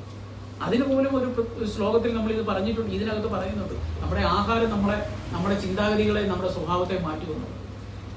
നമ്മൾ പച്ചക്കറി മാത്രം കഴിച്ച് ശീലിച്ച് നമ്മൾ സ്വാഭാവികമായിട്ട് നമ്മൾ ശാന്തരായി മാറും. സ്വാഭാവികമാണ്, അത് നമ്മൾ തന്നെ അറിയും. നമ്മൾ പച്ചക്കറി മാത്രം ശീലിച്ചു കഴിഞ്ഞാൽ നമ്മളുടെ ക്യാരക്ടർ കംപ്ലീറ്റ്ലി മാറും. പണ്ട് അതുകൊണ്ടാണ് ചിലർ പറഞ്ഞത് അവനൊരു പച്ചക്കറിയാന്ന് പറയുന്നത്. കാരണം അവന് സത്വഗുണം കൂടി. അവൻ പച്ചക്കറി മാത്രം കഴിച്ചു കഴിഞ്ഞപ്പോൾ അവൻ സത്വഗുണം കൂടി. അവൻ എന്നിട്ട് ആരോടും വഴക്കുണ്ടാക്കാനും പോകത്തില്ല. അവൻ എന്നാങ്കിലും പറഞ്ഞ തല്ലാൻ പറ്റുവാണെങ്കിൽ തൊഴുതിട്ട് അവൻ മാറിപ്പോകും. അവനിൽ സത്വഗുണം കൂടിയത് കൊണ്ടാണ്. അപ്പൊ അവനെ പറഞ്ഞ് കളിയാക്കുന്നതാണ് നമ്മുടെ നാടൻ ഭാഷ, അവൻ വെറും പച്ചക്കറിയാണ്. പക്ഷേ നമ്മള് പോത്ത് കഴിക്കുന്നവൻ പോത്തിന്റെ സ്വഭാവം കാണിക്കും, സ്വാഭാവികമായിട്ടും കാണിക്കും. ഇന്നിത്രയും ക്രിമിനലിസവും ഇത്രയും റേപ്പുകളും കാര്യങ്ങളും ഒക്കെ ഇതുപോലെ വരുന്ന മനുഷ്യൻ അവൻ ഈ മൃഗങ്ങളെ തിന്ന് അവനിലെ മൃഗീയ വാസനകൾ ഉണരുകയാക്കിയത്. ആ മൃഗീയ വാസനയിൽ അവൻ മൃഗത്തെ പോലെ അല്ലാതെ പിന്നെ എങ്ങനെ പെരുമാറും? അവൻ ദേവനെ പോലെ പെരുമാറുമോ? ഇല്ല. അതേസമയത്ത് ഒരു ഭക്തനാണല്ലോ. ഭക്തന്മാരെ എന്ന് നോക്കിക്കോ, ഭക്തന്മാര് വളരെ മാതൃകയായിട്ടാണ് ഭക്തരുടെ കുടുംബങ്ങൾ എത്തുന്നത്. നമ്മളിപ്പോ ജാതി പറയല്ല, ബ്രാഹ്മിൻസിൽ നോക്കി ഈ സമൂഹത്തില് അവരെത്രമാത്രം കുറ്റകൃത്യങ്ങൾ വളരെ കുറവല്ലേ ചെയ്യുന്നത്. അത് കുറ്റകൃത്യങ്ങൾ ഇനി അഥവാ അവരെങ്കിലും ചെയ്യുന്നുണ്ടെങ്കിൽ അവനിലെ ബ്രാഹ്മണിസം ഇല്ലാതെ, അവനിലെ ബ്രാഹ്മണ്യം ഇല്ലാതെ ഭൗതികതയുടെ പുറകെ പോയവർ മാത്രമേ ഉള്ളൂ ചെയ്യുന്നുള്ളൂ. വളരെ ലിമിറ്റഡ് ആയിട്ട്. ഈവൻ 1% പോലും അവർ കുറ്റകൃത്യം ചെയ്യുന്നില്ല. എന്തുകൊണ്ടാണ്? അവൻ കഴിക്കുന്ന ആഹാരത്തിന്റെ ആ ശുദ്ധത കൊണ്ടാണ്. ഇത് ബ്രാഹ്മണ്യം എന്ന് പറയുന്നത് കർമ്മം കൊണ്ട് സാധിച്ചെടുക്കാവുന്നതാണെന്നാണ് നമ്മുടെ ഭഗവത്ഗീത പഠിക്കുന്നത്. അല്ലാതെ ജന്മനാ കിട്ടുന്നതല്ല ബ്രാഹ്മണ്യം. ഇത് കർമ്മം കൊണ്ട് സാധ്യമാക്കും, ആർക്കും പറ്റും. ഈ ജാതീയതയൊക്കെ നമ്മൾ മനുഷ്യർ ഇവിടെ ഉണ്ടാക്കിയതാണ്. ഇതൊന്നും ഭഗവാൻ പറഞ്ഞിട്ടില്ല. അതുകൊണ്ടാണ് ഞാൻ പറഞ്ഞ ആ ശ്ലോകത്തിൽ തന്നെ ബ്രാഹ്മണേ ഗവി ഹസ്തിനി എന്ന് പറയുന്നത് വിദ്യാവിനയ സമ്പന്നെ. വിദ്യ കൊണ്ട് അവൻ എന്താ പറയുന്നത്? വിനയം കൊണ്ട് സമ്പന്നനാകണം. 2 PhD എടുത്ത് അഹങ്കാരം കൂടി നടക്കും ചിലരേ ഉള്ളൂ കേട്ടോ, എല്ലാവരെയും അല്ലേ പറയും. പക്ഷേ ഭഗവത്ഗീത തറവായിട്ട് പഠിച്ചവന് അവൻ വിനയാന്വിതനാകും. അവന്റെ അറിവ് അതാണ് യഥാർത്ഥ ജ്ഞാനം. ഇതിനെക്കുറിച്ച് ഭഗവാൻ പറഞ്ഞിട്ടുണ്ട്, ജ്ഞാന തപസ്സ. ജ്ഞാനം കിട്ടുന്നെന്ന് പറഞ്ഞാൽ ഭഗവാനെ കുറിച്ചുള്ള ജ്ഞാനമാണ്. ആ ജ്ഞാനം കിട്ടിക്കഴിഞ്ഞാൽ അവൻ വിനയാന്വിതനാകണം. അല്ലാതെ എനിക്ക് ഇത്ര ഡിഗ്രി ഉണ്ടെന്നും പറഞ്ഞുകൊണ്ട് അവൻ സ്വാഭാവികമായിട്ടും നമ്മൾ കണ്ടിട്ടുള്ള സമൂഹത്തിൽ അവര് പിന്നെ ഒരുമാതിരിപ്പെട്ടവരോടൊന്നും മിണ്ടില്ല. ഇതൊക്കെ ഇതിനെന്നാണെന്നുള്ളൊരു ധാരണയാണ്. പക്ഷേ ഒരു ഭക്തൻ അങ്ങനെയല്ല. ഭക്തൻ ആരെ കണ്ടാലും അവൻ ഒരേപോലെ ആയിരിക്കും. കാരണം ഭക്തനറിയാം അവന്റെ ഉള്ളിലും എന്റെ ഉള്ളിലും ഈ മൃഗങ്ങളുടെ ഉള്ളിലും ഈ സസ്യങ്ങളുടെ ഉള്ളിലും എല്ലാം ഭഗവാന്റെ അംശമാണ് ഇരിക്കുന്നത്. അതുകൊണ്ടാണ് നമ്മൾ ഒരാളെ കാണുമ്പോൾ കൈ കൂക്കുക. പിന്നെ മറ്റൊരു ഭക്തനെ കണ്ട് നമ്മൾ നമസ്കരിക്കുക അവനെ ചെയ്യും. കാരണം ഭഗവാന്റെ ഭക്തനാണ്. ഇത്രയ്ക്കും വിലയാണ് നമ്മൾ ഒരു ആളുകൾക്ക്, അത്രയ്ക്കും വിലയാണ് നമ്മൾ മറ്റ് ഭക്തന്മാർക്ക് കൊടുക്കുന്നത്. നമ്മൾ പ്രഭു എന്ന് വിളിക്കുന്നതും മാതാജി എന്ന് വിളിക്കുന്നതും അതുകൊണ്ടാണ്. പ്രഭു എന്നാണ് നമ്മൾ പരസ്പരം സംഭവിക്കുന്നത്. നമ്മളെക്കാളും ഞാൻ സേവ ചെയ്യാൻ തയ്യാറാണ് അങ്ങ് പ്രഭുവാണ്, അങ്ങ് എന്നേലും മുതിർന്നതാണെന്നുള്ള അർത്ഥത്തിലാണ് നമ്മൾ പോകുന്നത്. അതുപോലെ തന്നെ മാതാജി നമ്മൾ വിളിക്കുന്നത്. മറ്റൊരു പെണ്ണിനെ കാണുമ്പോഴത്തേനും നമ്മൾ അമ്മയെ പോലെ കരുതണം. ഈ പ്രസ്ഥാനത്തിൽ അങ്ങനെയാണ് നമ്മളെ പഠിപ്പിക്കുന്നത്. വേറൊരു ദോഷമായ ഒരു ഇതിലൂടെ കാണാൻ പാടില്ല നമുക്ക്. അതുകൊണ്ട് നമ്മൾ മറ്റു സ്ത്രീകളെ നമ്മൾ അമ്മയെ പോലെ കരുതണം. തമിഴന്മാര് കുഞ്ഞു കുട്ടികളെ പോലും വിളിക്കുന്ന കണ്ടില്ലേ, അമ്മ എന്നാണ് വിളിക്കുന്നത്. അത് അവരുടെ സംസ്കാരമാണ്. കുഞ്ഞു പെൺകുഞ്ഞുങ്ങളെ പോലും അമ്മ എന്നാണ് വിളിക്കുന്നത്. പക്ഷെ നമ്മുടെ കേരളത്തിലും കുഞ്ഞു കുട്ടികളെ പോലും നമ്മൾ എക്സ്പ്ലോയിറ്റ് ചെയ്യുന്നതിനെ കുറിച്ചാണ് ഇവിടെ നടക്കുന്ന കൂടുതലും നമ്മൾ കേൾക്കുന്നത്. അതെന്തുകൊണ്ടാണ്? നമുക്ക് ആധ്യാത്മികമായ അറിവിന്റെ അഭാവമാണ് നമുക്ക് ഇത് വന്നിരിക്കുന്നത്. ഇത് നമുക്ക് അങ്ങനെ സമൂഹത്തിലോട്ട് ഈ ഭാഗവതവും ഭഗവത്ഗീതയും പ്രചരിപ്പിക്കുന്നതിനാണ് നമ്മുടെ ഈ പ്രസ്ഥാനം. അതിനാണ് ആളുകൾ ഇത് വരാൻ പറയുന്നത്. മറ്റുള്ളവരെ വിളിക്കുന്നത് എന്തിനാ? നമ്മൾക്ക് രക്ഷപ്പെട്ടു, നീ മറ്റൊരാളൂടെ രക്ഷപ്പെടട്ടെ. അതുകൊണ്ടാണ് ഭക്തന്മാർ ദുഃഖി എന്നാ പറയുന്നത്. മറ്റുള്ളവന്മാരുടെ ദുഃഖം കണ്ടു കഴിയുമ്പോൾ വേദന ഉള്ളിൽ തോന്നും അവന്. അതുകൊണ്ട് അവനിപ്പം വരട്ടെ, അവനൂടെ വന്ന് ഈ സുഖം അനുഭവിക്കട്ടെ. ജപിച്ച് കഴിയുമ്പോഴത്തേനും അവൻ ജീവിതത്തിൽ അനുഭവിക്കുന്ന ആനന്ദം മറ്റൊരാൾ കൂടെ കിട്ടട്ടെ എന്നോർത്താണ് നമ്മൾ ഈ പ്രസ്ഥാനത്തിൽ ആളെ വിളിക്കുന്നത്. പക്ഷെ ചില ആളുകൾ വേണ്ടായിരിക്കുന്നതൊന്നും ആവശ്യമില്ല എന്ന് പറയും. കാരണം കള്ളു കുടിച്ചിട്ട് റോഡിൽ കിടക്കുന്ന ആളുകളെ നമുക്ക് കാണുമ്പോൾ നമുക്കൊരു ഇച്ഛാഭംഗം തോന്നും. അയ്യോ, ആ മനുഷ്യൻ എന്തൊരു ഒരവസ്ഥയിലാണല്ലോ കിടക്കുന്നത്, കള്ളു കുടിച്ചിട്ട്. പക്ഷെ ആ ആള് വളരെ ഹാപ്പിയാ, അവൻ അടിച്ച് പൂക്കുറ്റിയായി കിടക്കുക, നാടൻ ഭാഷ പറയുന്ന പോലെ കിടക്കും. He's enjoying. പക്ഷെ നമുക്കറിയാം അദ്ദേഹം മോശമായ ഒരു അവസ്ഥയിലാണ്. അതുകൊണ്ട് നമ്മള് അഭക്തരായിട്ടുള്ള, അല്ലെങ്കിൽ ഭക്തരായിരിക്കും ഒരു പക്ഷേ, എന്നാലും നമ്മൾ ഈ സത്സംഗത്തിലോട്ട് അവരെ വിളിക്കുന്നു. എന്തിനാ വിളിക്കുന്നത്? ഭഗവാന്റെ കൃപ, ഭഗവാന്റെ ജ്ഞാനം കിട്ടുന്നു. അങ്ങനെ സ്വാഭാവികമായിട്ടും നമ്മൾ അങ്ങനെ അടുത്തത് നമ്മൾ വീണ്ടും ഇപ്പൊ നമ്മൾ 4 വരെ പറഞ്ഞോളൂ. അനർത്ഥ നിവൃത്തി കഴിഞ്ഞു കഴിഞ്ഞാൽ പിന്നെ നമുക്കുള്ളത് നിഷ്ഠയാണ്. നിഷ്ഠ എന്ന് പറഞ്ഞു കഴിഞ്ഞാൽ അത് നമ്മുടെ ആ നിഷ്ഠ, നമ്മൾ ഈ ജപമൊക്കെ തുടങ്ങിക്കഴിഞ്ഞ് നമ്മളിൽ ഇങ്ങനെ ക്രമേണ നമ്മളുടെ അനർത്ഥ നിവൃത്തി ഉണ്ടായി കഴിയുമ്പോൾ നമ്മൾ വളരെ നിഷ്ഠയോടുകൂടി നമ്മുടെ ആധ്യാത്മിക ജീവിതം പ്രവർത്തിക്കാനായിട്ട് തുടങ്ങും. നമ്മൾ ഒരു കാരണവശാലും നമ്മൾ വ്യതിചലിക്കില്ല. ഭഗവാന് സേവ ചെയ്യുന്നു, ഭഗവാന്റെ രാവിലെ എണീറ്റ് കഴിഞ്ഞാൽ ജപം മറ്റു കാര്യങ്ങളും ഒക്കെ ചെയ്ത് നമ്മൾ നമ്മുടെ ജീവിതം ആ ക്രമേണ കൊണ്ടുപോകും. അങ്ങനെ നിഷ്ഠയോടുകൂടി നമ്മുടെ ജീവിതം കൊണ്ടുപോകും. അടുത്തത് രുചിയാണ്. അടുത്ത രുചി എന്ന് പറയുമ്പോഴത്തേനും നമുക്ക് ജപമൊക്കെ കടക്കി കഴിയുമ്പോൾ നമ്മളിൽ അറിയാതെ ഹരിനാമ ജപം വരും. ആദ്യമേ നമുക്ക് ഒരു മാല ജപിക്കാൻ വളരെ ബുദ്ധിമുട്ടായിരിക്കും. 108 പ്രാവശ്യമോ എന്ന് നമ്മൾ ചോദിക്കും. അപ്പം ഈ 108 ഒരു മാല നമ്മൾ 108 മുത്താണുള്ളത്. അപ്പം നമ്മൾ ഓർക്കും, അയ്യോ ഈ 108 പ്രാവശ്യം ജപിക്കണമെന്ന് ഓർക്കുക. അതിന് 7.5 മിനിറ്റ് മതി, മിനിമം 7.5 മിനിറ്റ് അല്ലെ മാക്സിമം 10 മിനിറ്റ് മതി. നമുക്ക് എന്തോരം സമയമുണ്ടെങ്കിൽ നമ്മൾ ഒരു മാല ജപിക്കാൻ നമ്മൾ ബുദ്ധിമുട്ടും ആദ്യ സമയങ്ങളിൽ. പക്ഷേ നമുക്ക് ഹരിനാമ രുചി കിട്ടിക്കഴിയുമ്പോൾ ക്രമേണ നമ്മളുടെ ജപം കൂടും. അത് രുചി ഉണ്ടെങ്കിലേ കൂടുള്ളൂ.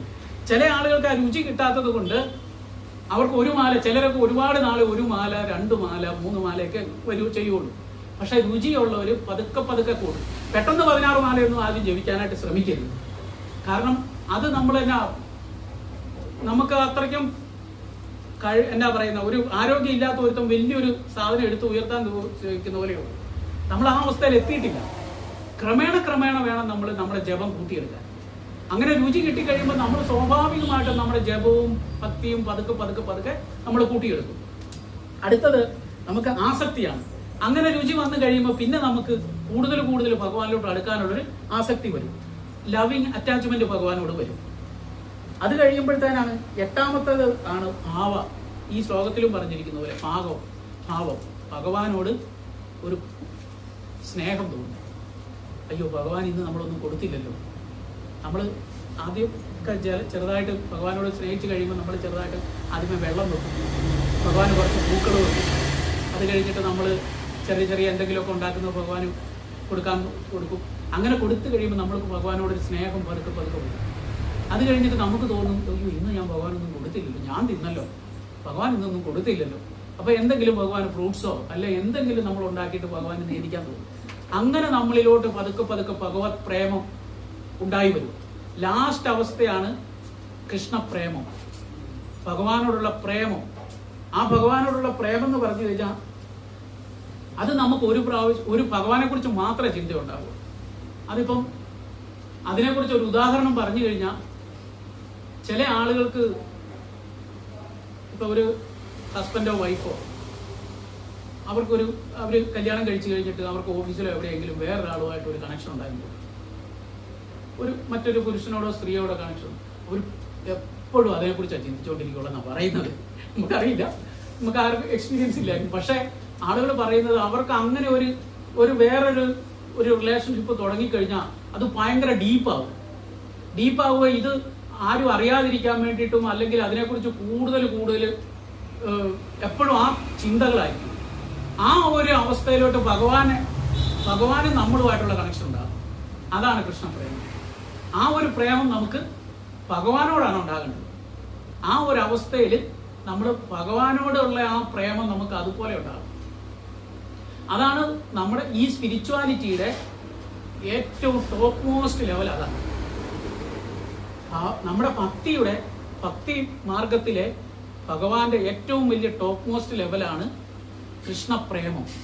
ആ കൃഷ്ണപ്രേമം എന്ന് പറഞ്ഞാൽ അവർക്ക് ഭഗവാനെ കുറിച്ചുള്ള ചിന്തയും എപ്പോഴും ഭഗവാന് അവരുടെ ജീവിതം തന്നെ ഭഗവാനെ ചുറ്റിപ്പറ്റിയായി. ചില നിങ്ങളൊക്കെ കുഞ്ഞുങ്ങളെ വളർത്തിയവരൊക്കെ അല്ലേ, അപ്പൊ അവർക്ക് നിങ്ങൾ കുഞ്ഞുനാളില് എന്തെങ്കിലും സ്വാർത്ഥതയോട് കൂടിയാണോ ഈ കുഞ്ഞിനെ വളർത്തുന്നത്? അല്ല.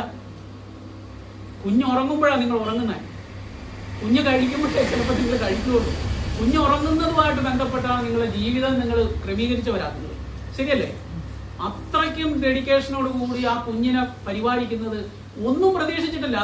അതൊരു അമ്മയുടെ വാത്സല്യം, ആ കുഞ്ഞിനോട് മാതൃവാത്സല്യമാണ്. അത് നാളെ ഇത് വളർന്നു വന്നിട്ട് എന്നെ സംരക്ഷിക്കുന്ന അർത്ഥത്തിലല്ല. അത് സ്ത്രീ സഹജമായ വാത്സല്യം കൊണ്ട് ആ കുഞ്ഞിനെ അത്രയ്ക്കും പോറ്റി വളർത്തി എടുക്കുന്നതാണ്. ഈ ഒരു സ്നേഹമാണ് ഭഗവാനോട് നമുക്ക് ഉണ്ടാകുന്നത്. അത് വാത്സല്യമായിട്ടുള്ള സ്നേഹമാണ്. പല പല രീതിയിൽ ഭഗവാനെ നമുക്ക് സ്നേഹിക്കാം.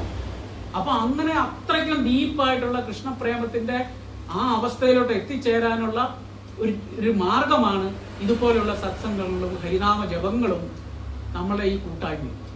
അപ്പൊ അങ്ങനെ മാത്രമേ നമുക്ക് നമ്മുടെ ഈ മനുഷ്യജന്മത്തിൽ നിന്ന് നമുക്ക് ഇനിയൊരു ജന്മം വേണ്ട. അല്ലെങ്കിൽ നമുക്ക് ഇനിയുള്ള ഒരു ജന്മം ഉണ്ടെങ്കിൽ യഥാർത്ഥ ഭക്തനായിട്ട് മാത്രം മതി ഈ ലോകത്തിൽ. ഒരു ഭക്തനായിട്ടുണ്ടെങ്കിൽ നമ്മൾ യഥാർത്ഥത്തിൽ ഈ കൃഷ്ണപ്രേമത്തിലോട്ടൊക്കെ വന്നു കഴിയുമ്പോൾ പിന്നെ നമ്മൾ മുക്തിയെക്കുറിച്ച് പോലും ചിന്തിക്കില്ല. പിന്നെ ഭക്തിയേ ഉള്ളൂ. എനിക്ക് ഭഗവാനെ എവിടെ ആയാലും ഭഗവാൻ എന്നെ കൊണ്ടുപോയിട്ടോ, എനിക്ക് പക്ഷേ കൃഷ്ണഭക്തി മാത്രം മതി, കൃഷ്ണപ്രേമം മതി. കൃഷ്ണപ്രേമം ഉണ്ടെങ്കിൽ നമ്മൾ എവിടെ വേണമെങ്കിലും നമുക്ക് റെഡിയാണെന്നുള്ള അർത്ഥത്തിലോട്ട് നമ്മൾ എത്തിച്ചേരുന്നതാണ് നമ്മുടെ ഈ പ്രസ്ഥാനം നമ്മളെ പഠിപ്പിക്കുന്നത്. അതിനുവേണ്ടി ക്രമേണ ഉയർന്നു വരാനായിട്ടുള്ള ഓരോ സാഹചര്യങ്ങളുമാണ് നമുക്ക് ഒരുക്കി തന്നിരിക്കുന്നത്. ഇതുപോലെയുള്ള ഇതൊക്കെ ഭാഗ്യമാണ്. നമ്മുടെ ഭാഗ്യം തന്നെ. വളരെ കുറച്ച് ആളുകളെ ഉണ്ടാവുള്ളൂ, അത് സാരമില്ല.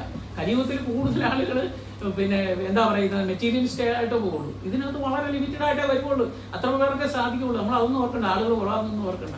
4 പേരെ 5 പേരെ ഉള്ളത്. പ്രഭുപാദരൊക്കെ അമേരിക്ക ക്ലാസ് എടുക്കുമ്പോൾ ചിലപ്പോൾ ഒരാളെ 2 പേരെ കാണും, ചിലപ്പോൾ ആരും വരില്ല. എന്നാലും പ്രഭുപാദര് ക്ലാസ് എടുക്കുമായിരുന്നു. ക്ലാസ് എടുക്കാൻ പ്രഭുപാദർ പറയുന്നത് എന്നാ പറയുക, അവിടെ ഏതെങ്കിലും ഒരു സൂക്ഷ്മ ജീവിയല്ലോ എന്നുണ്ടെങ്കിൽ അത് കേട്ടിട്ട് അതിനെങ്കിലും അടുത്ത ജന്മം നല്ലതാകട്ടെ എന്ന് പറഞ്ഞു. അത്രയ്ക്കും ഇതായിരുന്നു ശ്രീല പ്രഭുപാദര്. ആദ്യ കാലഘട്ടങ്ങളിൽ ആരുമില്ല. മാസങ്ങൾ കഴിഞ്ഞിട്ട് അമേരിക്കയിൽ നിന്ന് തിരിച്ചു പോരാൻ ആഗ്രഹിച്ച അദ്ദേഹം പിന്നീട് ഒരാൾ വന്ന് 2 ആൾ വന്ന് സായിപ്പന്മാർ വന്ന് ഇതുപോലെ ലോകം മുഴുവൻ ഇതുപോലെ ഡിവോട്ടീസ് ആയിരുന്നു. അത് ഹരിനാമ ജപത്തിന്റെ മഹിമയാണ്. അപ്പോൾ ഇത്രയും പറഞ്ഞുകൊണ്ട് ഞാൻ നിർത്തുന്നു. എനിക്കിതിന് ഒരു ചാൻസ് തന്ന നമ്മുടെ ശുദ്ധചിത്ത പ്രഭു മാതാജി, അതുപോലെ നിങ്ങളെല്ലാവർക്കും നന്ദി പറയുന്നു. നിങ്ങൾ പാദങ്ങളിൽ നമസ്കരിക്കുന്നു. എന്തെങ്കിലും പറയാൻ സാധിച്ചിട്ടുള്ളത് ഗുരുവിൻ്റെയും ഭഗവാന്റെയും അനുഗ്രഹം കൊണ്ടാണ്. എന്തെങ്കിലും തെറ്റുപറ്റിയിട്ടുണ്ടെങ്കിൽ വായിൽ നിന്ന് തെറ്റുപറ്റിയിട്ടുണ്ടെങ്കിൽ അത് എൻ്റെ മാത്രം തെറ്റാണ്, എൻ്റെ അറിയില്ലായ്മയാണ്. ക്ഷമിക്കുക. ഹരേ കൃഷ്ണ.